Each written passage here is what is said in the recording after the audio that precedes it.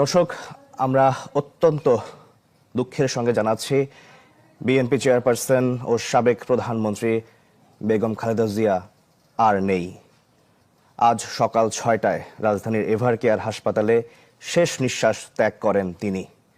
গত রাতে তাকে দেখতে রাজধানীর এভারকেয়ার হাসপাতালে যান দলের ভারপ্রাপ্ত চেয়ারম্যান তারেক রহমান।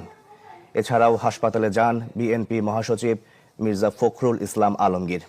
এর আগে হাসপাতালে গিয়েছিলেন খালেদা জিয়ার জ্যেষ্ঠ পুত্রবধূ ডাক্তার জুবাইদা রহমান, বড় বোন সেলিনা ইসলাম, ছোট ভাই শামীম ইস্কান্দার, তারেক রহমানের মেয়ে জাইমা রহমান ও আরাফাত রহমান কোকোর মেয়ে জাহিয়া রহমান।